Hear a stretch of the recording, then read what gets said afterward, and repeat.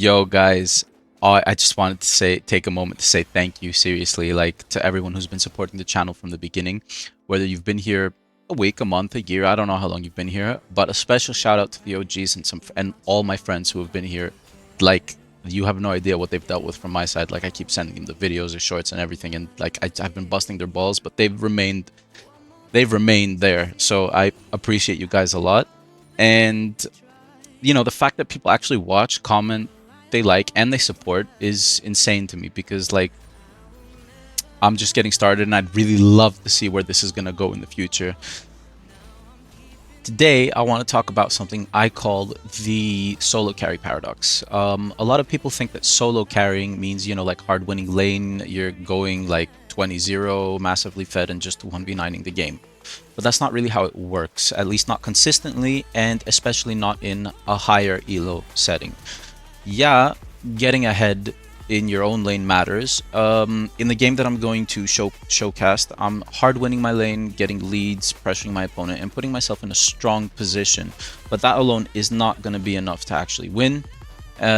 League is a 5v5 game at the end of the day, and you can obviously be the strongest player on the map, but if your top and bot are getting destroyed, you're gonna hit a wall pretty fast, and you can't just stat check the entire enemy team by yourself, especially if they're coordinated or have strong scaling.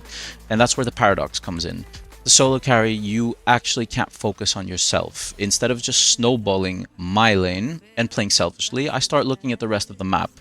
And this is because, trust me, there's not that much advantage that you can get out of just winning your lane, especially now, because the gold that you're gonna get from repeatedly killing the same laner is gonna be like, what, 50 gold at some point, because they have nothing to offer. And besides getting a first tower, what are you gonna do? Keep pushing? You're probably gonna get collapsed on anyway. So helping top and bot in this game, who both actually are struggling immensely, is what I try to do, because I'm trying to use my lead to relieve the pressure, and I'm trying to create advantages for my team so I can stop the enemy team from running over the game. True carrying basically isn't just about being the only strong player, it's about turning your personal lead into a team advantage. And that's the real difference between just being fed and actually carrying games. So solo carrying is being able to use your advantage and turn it into a team advantage, and that's going to get more and more important as you climb. I also want to mention that an important part of being a mid laner is understanding how the jungle works. And since you're literally in the middle of everything between top, bot, and all the major objectives, you're literally in the best position on the map to influence the entire game. That means that you can't just play your lane in isolation, which most people do that, and I have noticed that a lot in Emerald as well. It's I actually make that mistake a lot too, to be honest, which I'm trying to improve on. But you need to know how to also track the enemy jungler, understand where your own jungler wants to play, and be ready to move when they make plays.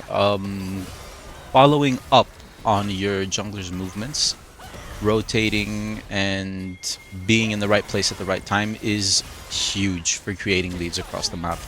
And sadly, if you don't have the awareness, you might win your lane, but you'll miss out on a lot of the opportunities that actually impact the rest of the game, securing a higher percentage of victory. Continuing from that, the rest of this game really highlights exactly what I'm talking about. And even while I'm winning my lane, you can constantly see me moving around the map, instead of just sitting at mid and playing for myself. I'm helping bot in early skirmishes, making sure my Caitlyn gets resources and kills instead of just being greedy, because that actually makes the game easier to win in the long run. When top starts to struggle, I don't just ignore it. I push out mid and roam to help Renekton against Rumble, and that's the kind of proactive impact you need as a mid laner if you actually want to carry games. As the game progresses, most of my influence isn't just coming from solo kills in my lane, it's coming from how I play around objectives like Drake, how I position in fights, and how I use my lead to control the key moments that take part in the game. And sometimes that means re-engaging after a reset, sometimes it means taking calculated risks, and sometimes it means recognizing when personally I've overextended and learning from it. There are also moments where I make mistakes. Obviously, everybody does, like, for example, like misjudging the fight around Rumbles, Zonias, or overcommitting when Jinx is still a threat. Being ahead doesn't make you immune to bad decisions, and that's something that a lot of players don't want to admit. And I'm sure that everybody's felt it before in a very high-speed game, where that one mistake that you make just kind of seals the deal. Overall, what actually wins us the game isn't me being 20-0 or just snowballing mid. It's the combination of shutting down key targets like Rumble and Jinx, covering my team around the Baron, around the objectives in general, and stepping at the right moments to stop resets and close fights, like just initially trying to shut down the enemy team from getting a bigger lead. And that's basically what the solo carry paradox looks like in practice. You win your lane, but you carry by making the whole team stronger and by initially taking complete control over the game, not by trying to 1v9 every fight. At the end of the day, this game wasn't decided by me simply winning my lane. It was decided by how I used that lead across the map. What I really want people to take away from this is the same idea that I've been building throughout the entire video, and it's to understand what's happening beyond your lane, move with intention, use your advantage to create value for your team. Whether that's helping the struggling lanes, playing around your jungler, or making the right decisions around objectives. And that's what actually turns leads into wins. Solo carrying isn't about being untouchable or doing everything yourself. It's about awareness, consistency, and knowing how to translate your own success into team success in a real 5v5 scenario. So just keep in mind, this is my overview on how the game works in my eyes, and I think it would help a lot of people, at least in a lower elo setting, going upwards, climbing into a little bit of a higher elo. If this video did help you though, don't forget to smash that sub, and thank you for the support so far. I just want to close it off and with a big thanks to everybody watching and supporting the channel once again, and shout out to the OGs and friends who've been here from the beginning. I really appreciate you all, and I'll catch you in the next one. Peace.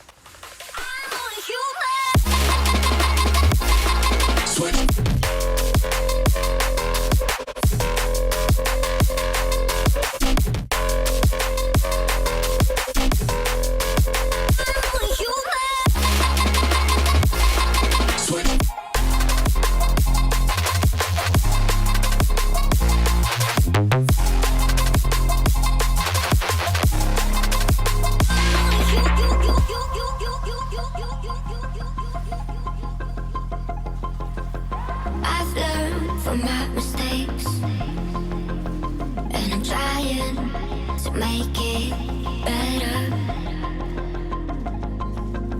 But I'm only human. Some days it's hard to move on.